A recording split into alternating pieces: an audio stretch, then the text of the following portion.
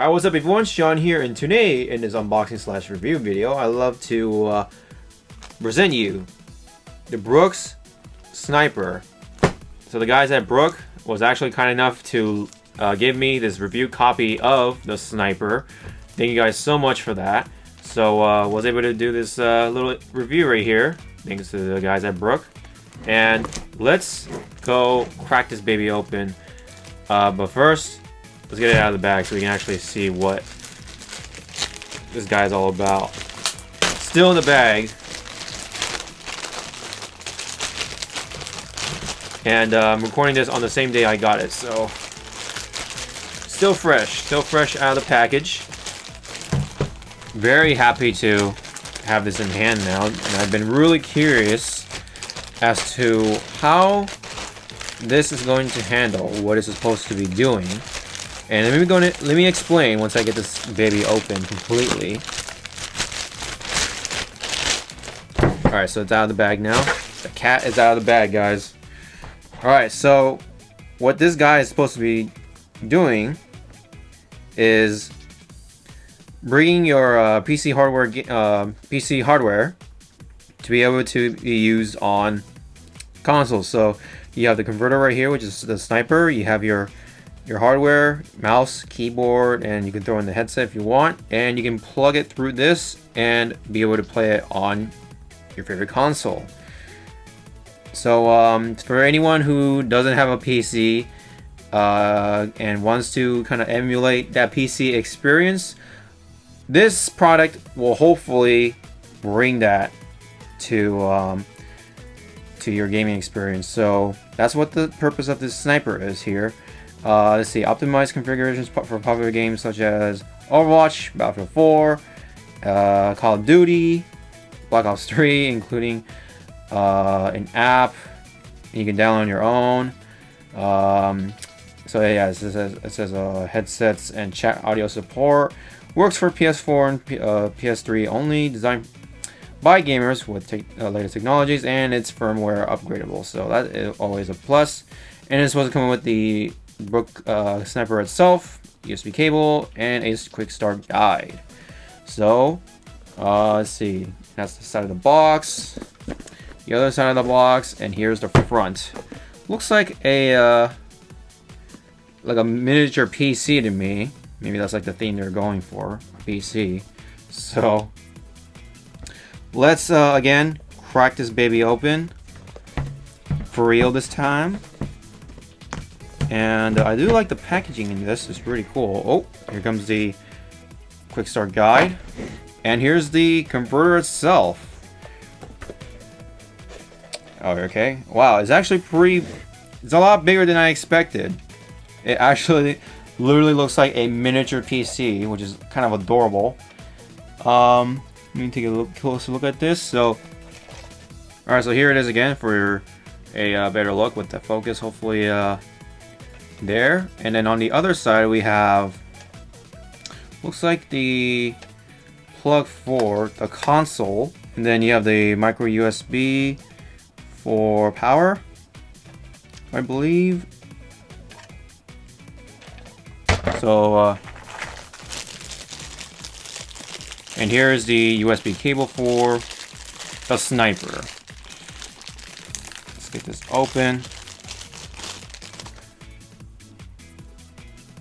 So you have a couple of cables in here, actually, it looks like. Let me just get this all open.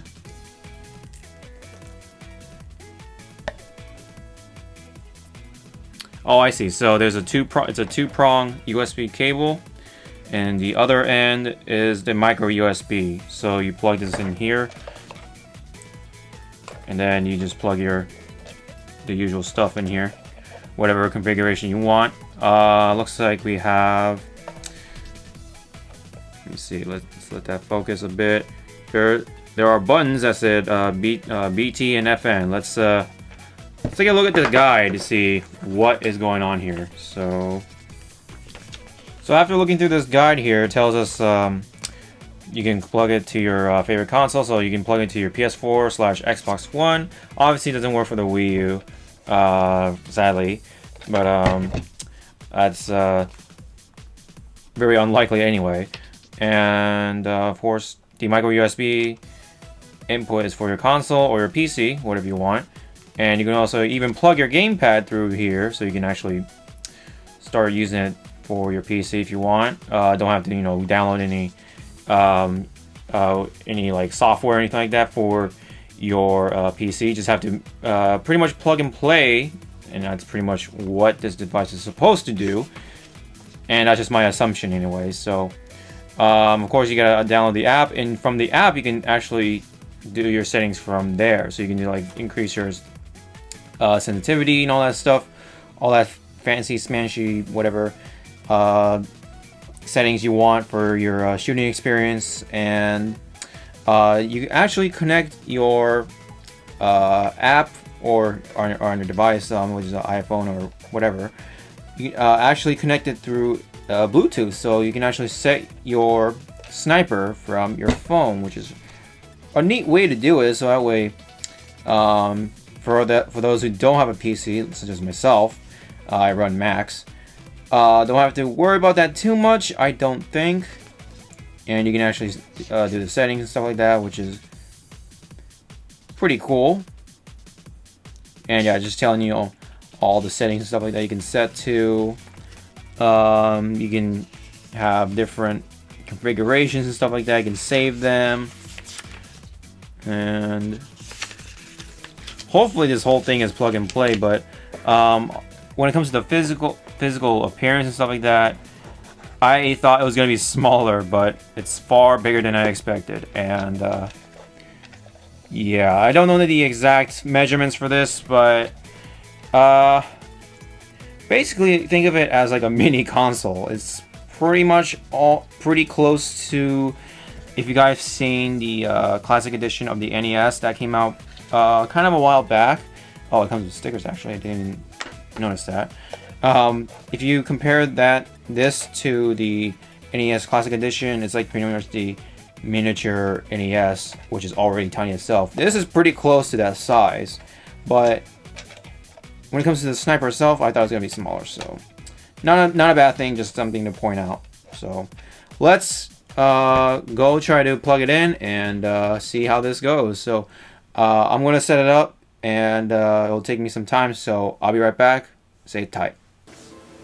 Alright, so we're back, and we're pretty much set up, initially that is. And I have my mouse right here, my PC gaming mouse I actually bought just for this a while back. And I also got myself a keyboard. It's actually working right now, but it's not really lighting up for some reason. As you can see, it's actually going. So I can use the arrow keys to even go up, go back down, use the menu and stuff like that, and I can do this to press the options, that looks like. And then I do not know where the... Okay, so that's X, pretty much a space bar, which I'm not too sure about having on that button. So let's go back. No, that's not back. Alright, at least escape is that. There we go. But it's pretty cool though so far. But we're only getting started, and what I did also was get myself the app, and it's called Brook Sniper, with all in one word. You can search it on your app store. It's also available in the Google store, so it even has the QR codes for both the App Store and the Google Store. So if you want to download the app, you can use this, or just manually type in Brook Sniper, all in one word, to your respective store and download the app from there. So after downloading the app, you will need Bluetooth from your device, from your phone. I'm using my iPhone 6, and this is what the app looks like once I go back. Let me see. So we're on the macro screen now. Actually, I think the configuration screen was the correct one. So let's create our new file here, new configuration file, custom. Oh, I see. It's just telling you to put your finger right there for the color or whatever. Oh, and that's telling you which color it is on your little Brook sniper. That's really cool. You can actually change the color a bit. So now it's a kind of a hot pink. Let's go to green. Look at that. And yellow. Doesn't look too different from green. Let's leave it in blue at now. And go for a mouse.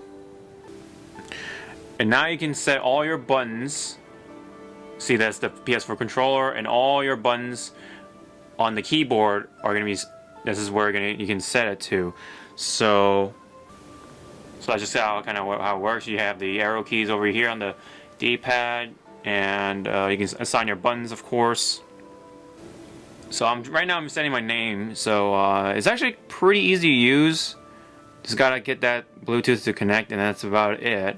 So let's make this Overwatch, since we're gonna pop in Overwatch and give this a go. Turn. Okay. On the bottom it says shooting speed strengthen. Don't know what that means too much. We'll probably find out once we actually fire up the game. So let's fire up the game and configure our buttons from there. Let's just pick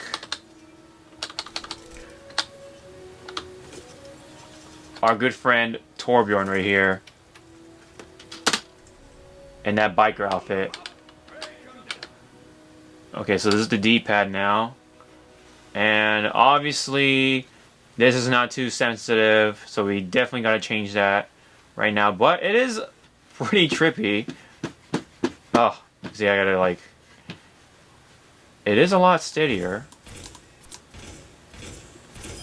And once I get that sensitivity going,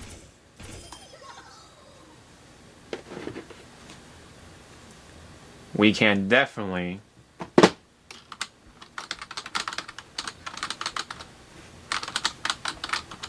get that going. But yep, you can right now we can move around with this. And what's ability 1 here? Okay. What is L2? Alright, so while that's loading, what you have to do to set your buttons is basically you hold a key, or no, sorry, you click on the button or tap on the button. So let's go change triangle, for example, and now you hold any of your buttons that you want to set to. So let's make it to 2, and you hold it like that, and that will become, and 2 will become triangle. So that's pretty cool. That's a cool way to set your buttons. So, alright, so after messing around, setting up and all that stuff, and you know, really trying to get to know this configuration, I don't know how I feel about this, to be honest. It's not super precise as the product has intended. It has its moments. I do like the fact that you can play this with a keyboard and mouse on console, sure. But again, I don't know how I feel about the movement and stuff like that. I mean, I'm not talking about this movement, but like the aiming and stuff like that. It kind of works when you're just moving slowly, like just scrolling around. But when you're, you know, for example, when you want to, you know, quickly turn, whoa, like this or something, it's not gonna catch you all the time. You have to kind of just ease your way, and hopefully it turns to wherever you want. But I can really see the potential in this. If the app can be allowed to increase the sensitivity to be even higher or something like that, or like the dead zone or something like that, maybe if I can like mess around with the app a little more, then I might have better impressions on it. But for right now, it's mixed. I do like the fact that yes, you can play it with a keyboard and mouse again. But yeah, yeah, it works. Yes, it does work. But does it work to my liking? Not right now. That's pretty much the verdict here. And you do it like this. Boom, like that. It has its moments again, but the mouse movement is not exactly precise. See, like that, it didn't turn all the way like I wanted to. So if let's say, oh, I'm just, you know, just strolling along, and then, oh, I see an enemy. Ah, you gotta go turn. Got hit by that bullet. Let me go pick up a health pack, but yeah, it's not catching my movement all that well. Just like, you know, when I'm just scrolling along, that's fine. But when I want to turn quickly, doesn't quite do that much, unfortunately. Yeah, so again, sharp movement doesn't really carry over all that well, especially when you're actually fighting, or you know, when you're in a match. You're bound to do some quick movement, like oh, you know, and it doesn't even translate that well through the sniper here. So again, I really don't know if I want to really stick with this until Sniper really comes out with a better firmware update for the Sniper here. But I can really see the potential. I really hope Brook does kind of go back into this and kind of play around with the settings more, especially with the mouse. The mouse needs a little more time, I believe. The buttons here, there's more buttons on the mouse, but I can't really use it because the Sniper doesn't read the buttons for some reason, and I can't even use the scroll wheel and the scroll button. The scroll click doesn't really do anything. I haven't been able to set any button to it. It just won't read it. So if anyone else gets a Sniper, you know, let me know, of course, and that, you know, that would be great. But yeah, I don't know if I can recommend this right now, just because of the mouse. The mouse is the most important part of this whole Sniper thing. Maybe it might work with, you know, another game where being slow and steady is a must. But when it comes to fast, frantic, you know, spastic, like, oh wait, is this button? My mistake. I don't think it'll work as well. You're better off just playing the PC game that's actually, you know, meant for mouse and keyboard. So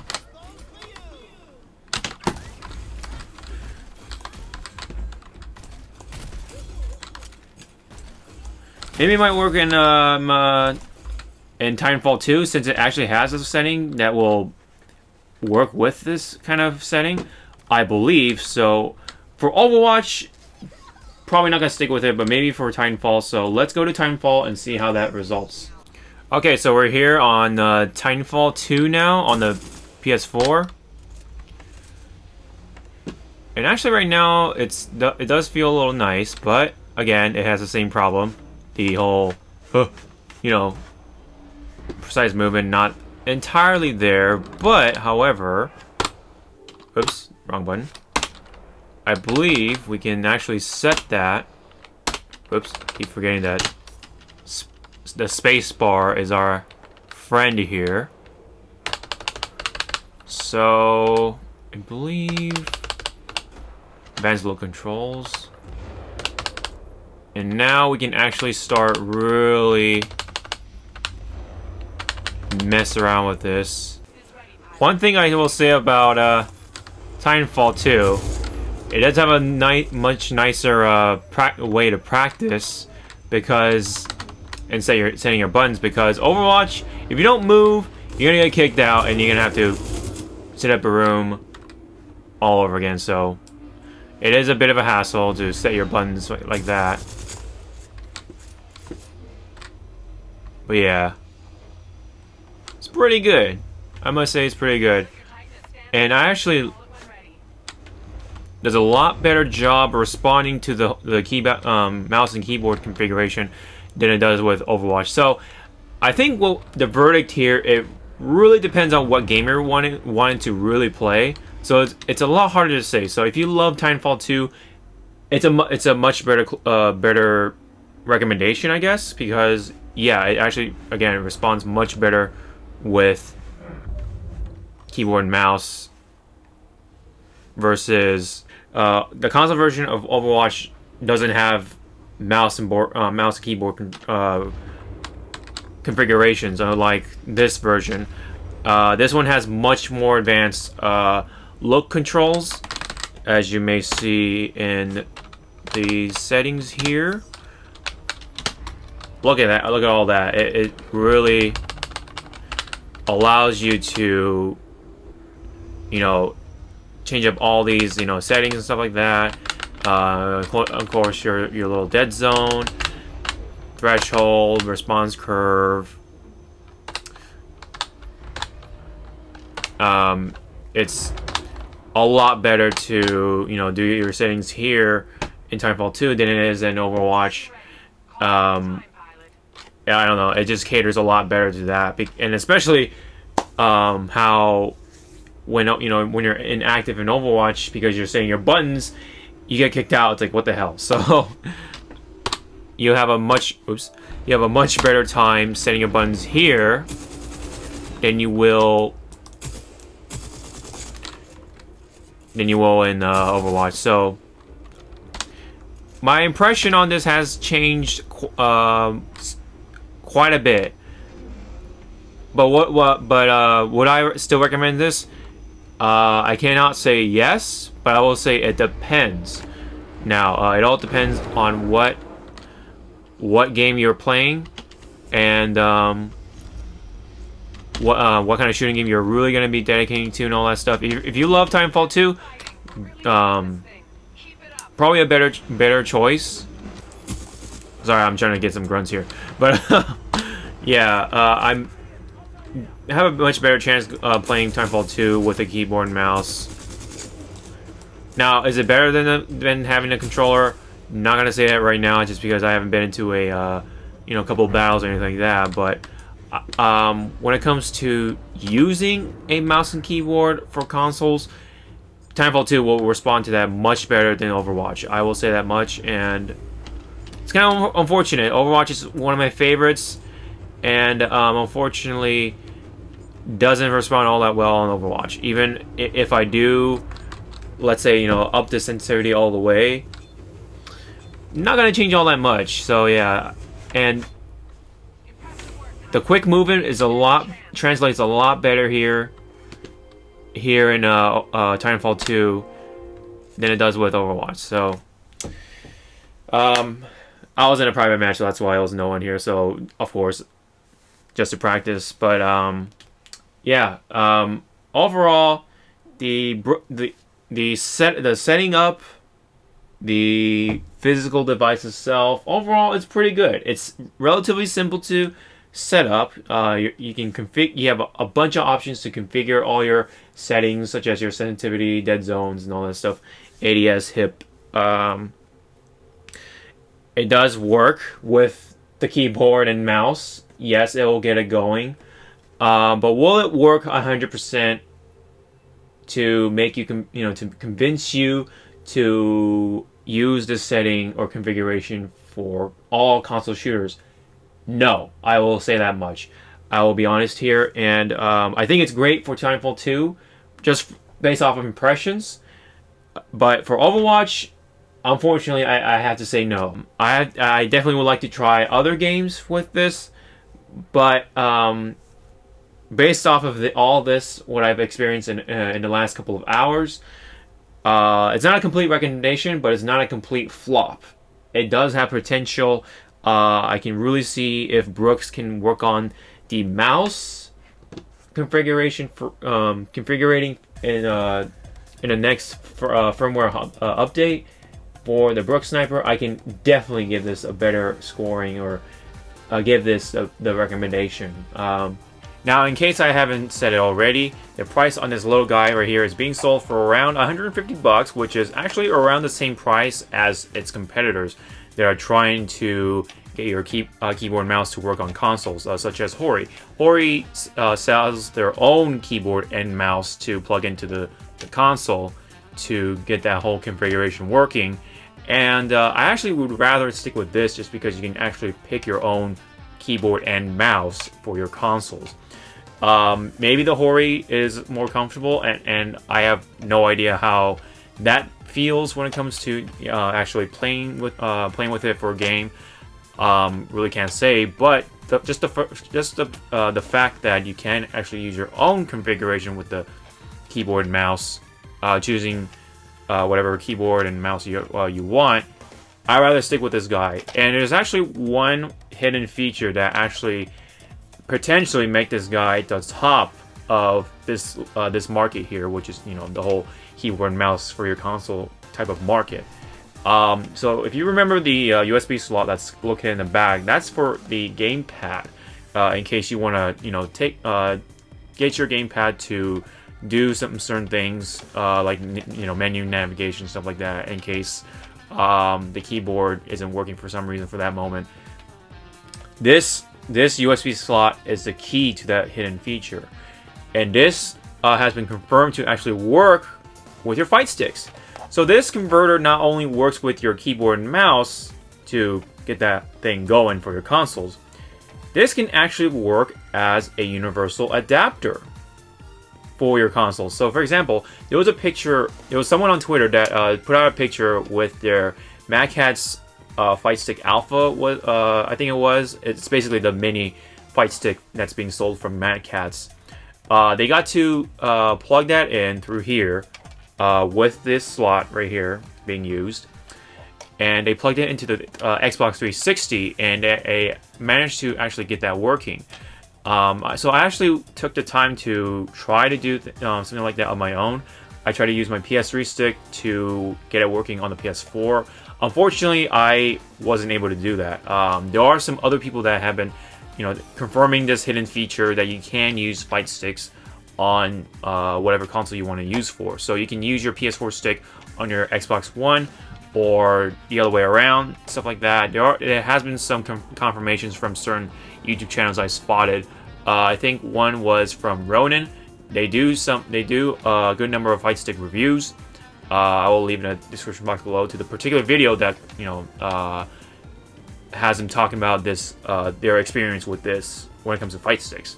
So from what I take from that, this little guy is pretty much the Swiss Army knife, or potentially can be the Swiss Army knife, for not only for fight sticks, but for keyboard and mouse as well, which is actually really cool considering that the universal fighting board, also sold from Brook's, is around 90 bucks, and that also can get you the universalness of, you know, your fight stick to work with multiple consoles. If you want to take the safer route, this can potentially be the guy here if Brook's can get the compatibilities going for other sticks and stuff like that. Again, if the PS3 stick can work for the PS4 console, I would definitely highly recommend this. But even with the hidden feature, I can't still recommend it 100%, just because everything's not working 100%.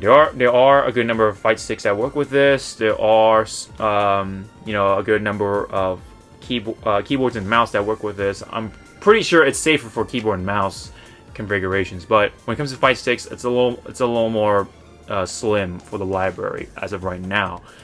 But again, I really do like the concept of this little guy, being able to bring the keyboard and mouse configurations to your console, but not only that, potentially bringing your fight sticks to whatever console you want.